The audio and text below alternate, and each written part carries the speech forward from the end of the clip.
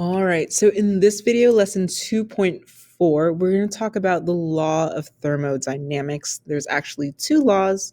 Thermodynamics just means heat, movement. Thermo meaning heat, dynamics meaning movement. So how heat moves, right? So before we get started, make sure this is the title of your notes. And these are the things you need to know from this video lesson.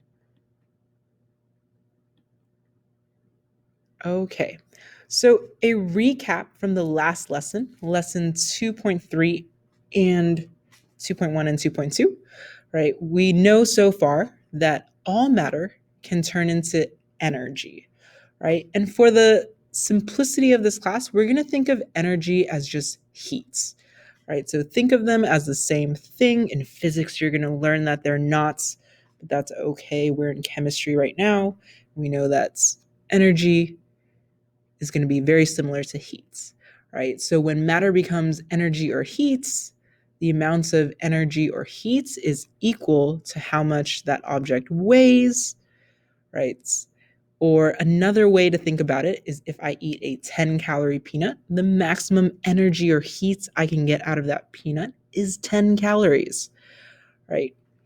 So if there was a way to move this energy or heat around, so that I can move that energy and heat to a device that measures heat energy, then I can measure and figure out how much energy or heat is in that food, right? So we're going to talk about rules about how heat moves in this video so that when we get to that last part, we can figure out how we can move that heat to a device that measures heat energy. So the first law of thermodynamics is basically the last video, lesson 2.3, the law of conservation of energy and matter. So the first law of thermodynamics and the law of conservation of energy and matter are the exact same thing. Physicists and chemists just call it two different things because they were like, we discovered it. And then the chemists were like, no, we discovered it. And so they wanted to keep their own name for things. It makes it confusing, but here we are. Anyways, so you talked about this before, right? So basically, nothing new is ever created or destroyed. Everything just changes form. So the amount of energy you had before is the same as the amount of energy you have after. So if you have a bag of flaming hot Cheetos that has 170 calories of heat energy inside of it, when you eat this flaming hot Cheetos, right? Assuming you eat every single crumb and everything, you can only gain a maximum of 170 calories. So whatever energy you had before is equal to however much energy you have after. The second law of thermodynamics has two parts, and we're going to talk about each part separately. So second law of thermodynamics states heat will flow from hot to cold until eventually it will reach an equilibrium. Equilibrium just means even temperature in the middle. So let's talk about this first part first. Heat will flow from hot to cold, right? So if you think about this, where's the heat originating from? Well, there's heat coming from your hands, right? So there's heat coming from your hand, and where is it going? Well, it's going out into the bowl of ice water, right? So oftentimes when you're thinking about the direction of heat is flowing from, that heat is flowing from hot to cold, first think about where is the heat coming from, right? Heat is coming from the person's hand. Where is it going? It's going to the ice water. And if you really think about it deeply, not only is it going into the ice water, it's also going to the air surrounding it. So it's also, oh, that is a horrible color. It's also going to like the air a little bit if the air is like cooler than the hand, right? Excuse me, and air, blah, blah. So I'm gonna give you a moment to note that down if you need to. Ignore the random pop-ups. I'm still learning how to use my drawing tool effectively.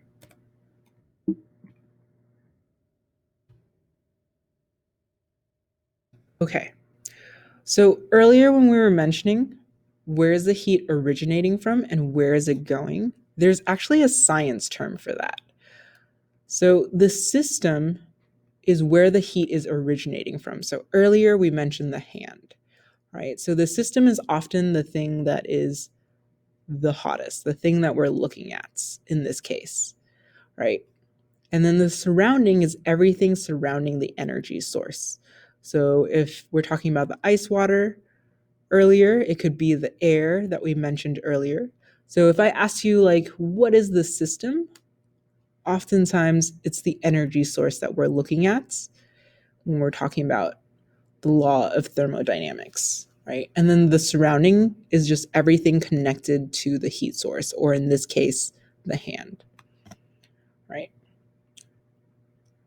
Okay. So now let's talk about the second definition, or the second half of the definition of the second law of thermodynamics. So in the second half, it says, until eventually it will reach an equilibrium. Fancy way of saying equilibrium is just an even temperature in the middle. All right. And I'm pretty sure, I think we conceptually know what this means already. It's just sometimes hard to understand when we put it in fancy science words, right? So if I asked you this instead, what is the maximum possible temperature of the water? So eventually, you know that your hand is 98 degrees. It's leaking your heat out into the water source. Excuse me.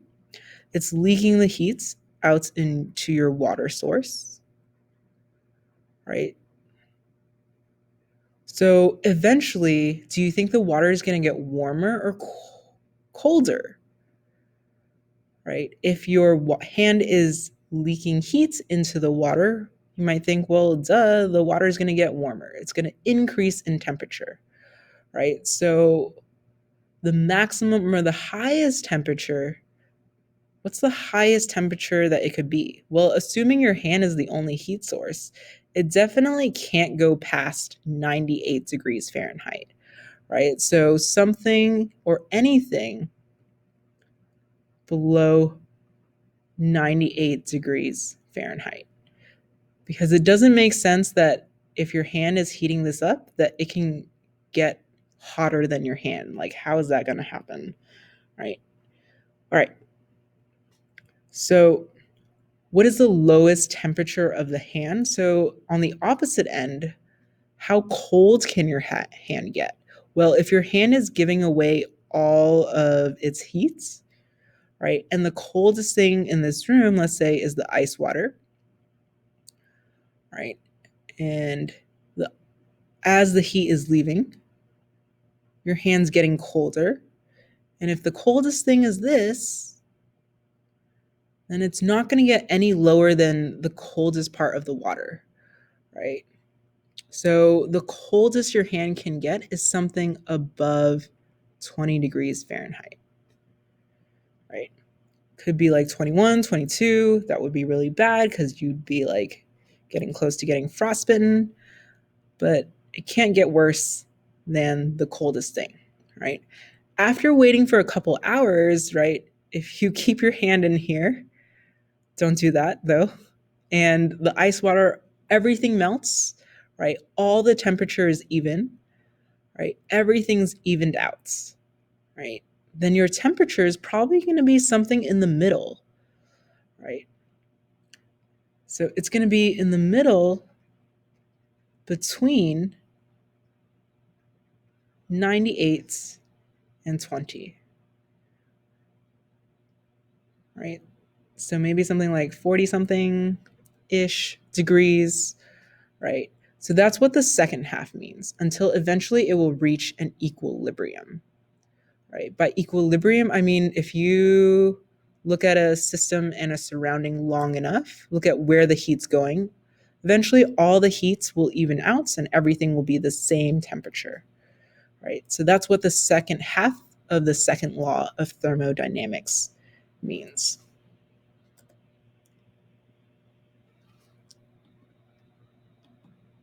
Okay, so at this point, you can work on the matching pairs. I've worked on it so that there aren't any duplicates this time, and hopefully that helps. If it doesn't, feel free to always message me in the chats or send me an email.